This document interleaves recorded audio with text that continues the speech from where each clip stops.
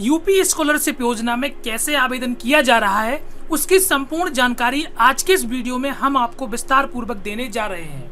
Friend, जैसे कि आपको पता है कि जो स्कॉलरशिप की प्रक्रिया है वो शुरू कर दी गई है और आप आसानी से इसके लिए आवेदन कर सकते हैं। इसके लिए आपके पास कौन कौन से दस्तावेज होने चाहिए, कहां से इसका रजिस्ट्रेशन होता है, अगर ये संपूर्ण जानकारी आप विस्तार पूर्वक जानना चाहते हैं तो आप हमारे वीडियो में अंत तक बने रहिए। साथ ही साथ वीडियो को शेयर भी कर दीजिए और वीडियो को एक लाइक कर दीजिए और चैनल को सब्सक्राइब जरूर कर लीजिए, जिससे आपको इसी प्रकार की जानकारी मिलती रहे। तो चलिए वीडियो को स्टार्ट कर लेते हैं। तो फ्रेंड्स, सबसे पहले आपको स्कॉलरशिप में रजिस्ट्रेशन करने के लिए आना होगा इस वेबसाइट पे। वेबसाइट को ध्यान से देख लीजिए। वेबसाइट है scholarship.up.gov.in। ये आधिकारिक वेबसाइट है जहां से आपके आवेदन किए जाएंगे।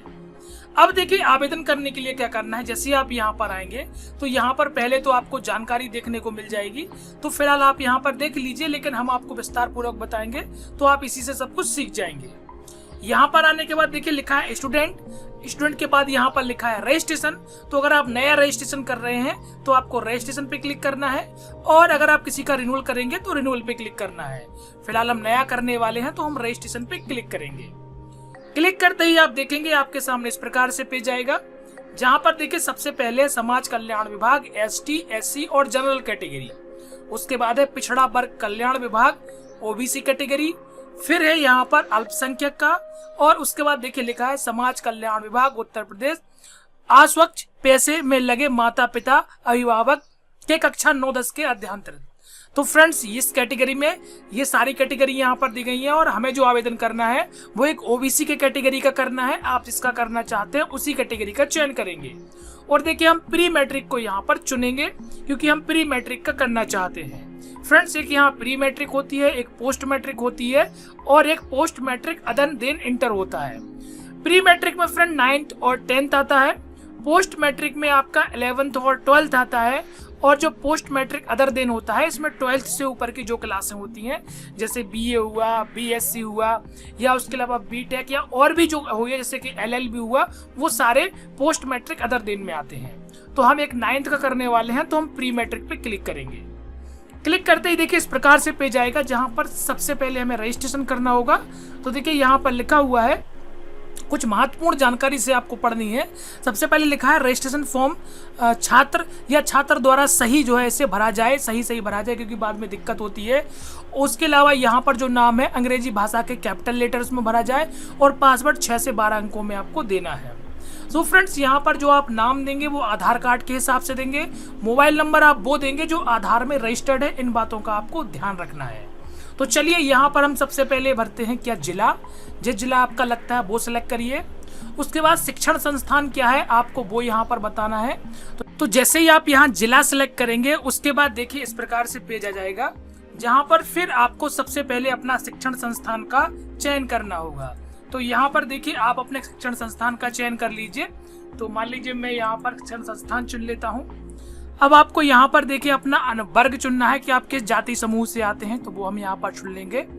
उसके बाद आपका धर्म क्या है, आपको धर्म चुनना है। उसके बाद देखिए छात्र छात्रा का जो नाम है वो भरना है, और ये आधार कार्ड पर जो नाम लिखा है वैसा ही नाम यहाँ पर लिखना है। उसके बाद यहाँ पर देखिए आपको मोबाइल नंबर देना है, और मोबाइल नंबर भी वही देना है जो आधार कार्ड के साथ लिंक है। उसके बाद यहाँ पर आपको एक पासवर्ड बनाना है और वही पासवर्ड आपको यहाँ पर डालना है। इसके बाद नीचे कैप्चा कोड भरना है और जनरेट OTP के ऊपर क्लिक कर देना है।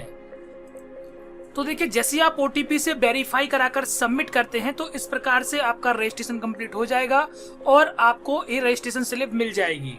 फ्रेंड्स, अब आपको क्या करना है, इस रजिस्ट्रेशन स्लिप को नोट करके रख लेना है या इसका एक प्रिंट निकाल लें और इसे प्रिंट को संभाल करके रख लें। तो जैसे ही कंप्लीट हो जाता है, चलिए अब आगे की प्रक्रिया जान लेते हैं।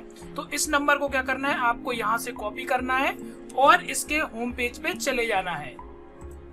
जैसे ही आप होम पेज पे आ जाएंगे तो यहाँ पर देखिए अब आपको लॉगिन करना है।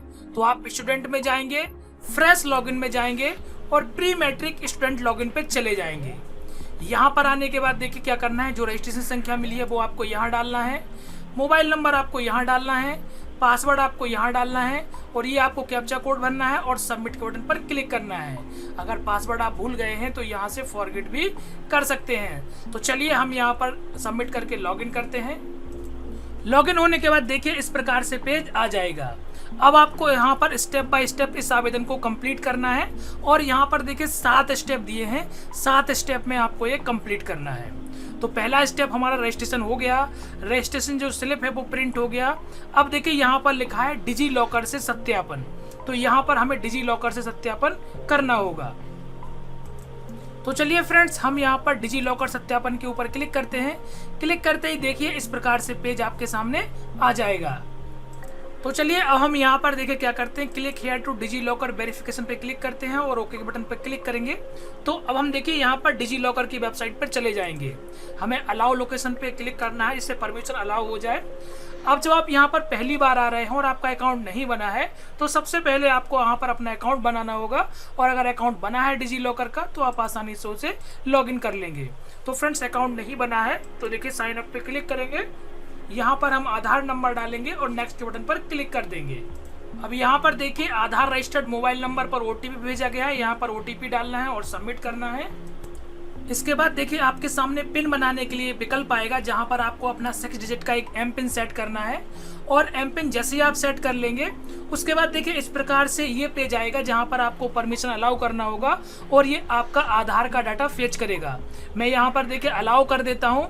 अलाउ करने की यहाँ पर प्रोसेस चलेगी और उसके बाद देखिए डिजी लॉकर से आपका डेटा उठा लिया है, यहाँ पर नाम सब कुछ आ गया है।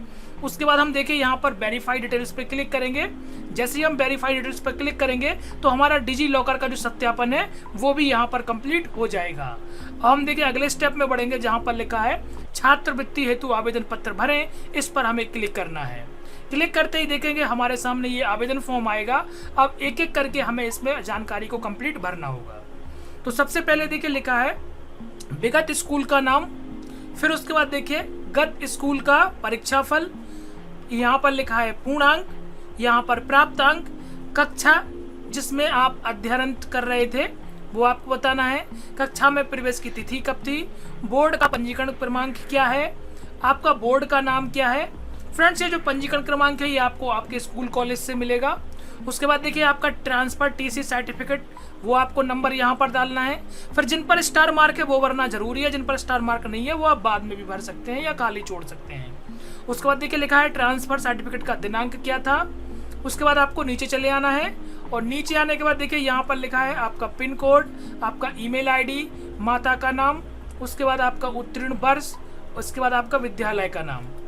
उसके बाद देखिए नीचे आना है और यहाँ पर आपका बैंक का नाम, उसके बाद आपका जनपद, आपका बैंक का ब्रांच, छात्र छात्रा का बैंक खाते पर अंकित नाम, छात्र छात्रा बैंक खाता संख्या दोबारा भरना है और यहाँ पर आईएफएससी कोड ऑटोमेटिक आएगा।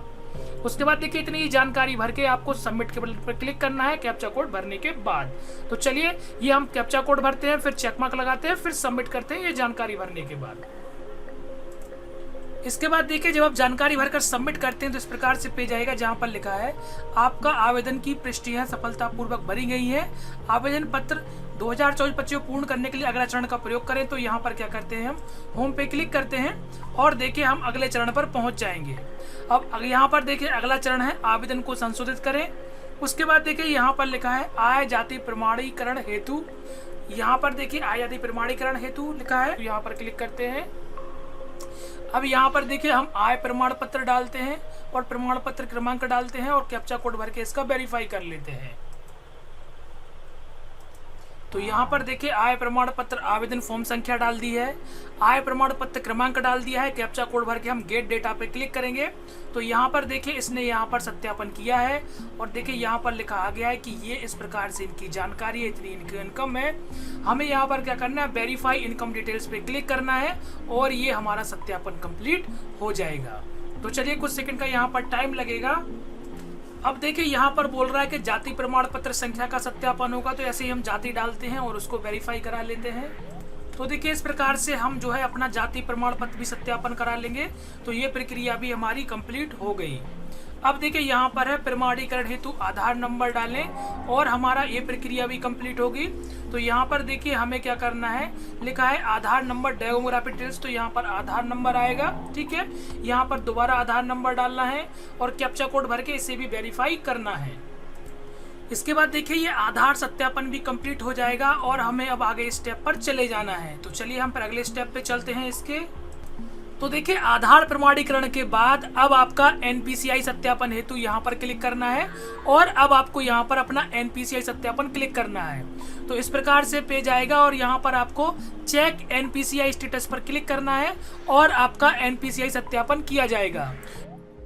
जैसे ही एनपीसीआई सत्यापन कंप्लीट हो जाता है देखेंगे इस प्रकार से पेज आएगा और अब आप यहाँ से जांच हेतु आवेदन प्रिंट कर सकते हैं। तो देखिए इस प्रकार से आपका जांच का आवेदन दिखेगा और इसे प्रिंट निकाल लेना है। प्रिंट निकालने के बाद आपको अपने विद्यालय या कॉलेज से इसकी जांच करानी है और जांच कराने के बाद अगर विद्यालय से यह कह देते हैं कि यह आवेदन बिल्कुल सही भरा है तो आपको यहाँ पर आना है और उसे सबमिट करना है। और अगर विद्यालय से यह कहा जाता है कि इसमें कोई सुधार करना है तो आप यहाँ पर आके वो सुधार करें और सुधार करने के बाद आवेदन को सफलतापूर्वक सबमिट कर दें। जैसे ही आपका आवेदन सबमिट हो जाएगा फिर आपको 3 दिन का इंतजार करना है और अपने आवेदन का प्रिंट निकालना है और सभी दस्तावेजों के साथ अपने विद्यालय में जमा कर देना है। तो दोस्तों इस प्रकार से आप यूपीएस स्कॉलरशिप के लिए ऑनलाइन आवेदन कर सकते हैं। उम्मीद करते हैं आपको ये जानकारी पसंद आई होगी। जानकारी पसंद आई है तो वीडियो को शेयर कर दीजिए, लाइक करिए और चैनल को सब्सक्राइब करना बिल्कुल मत भूलिए। मिलते हैं एक और वीडियो के साथ, तब तक नमस्कार, आपका दिन शुभ रहे।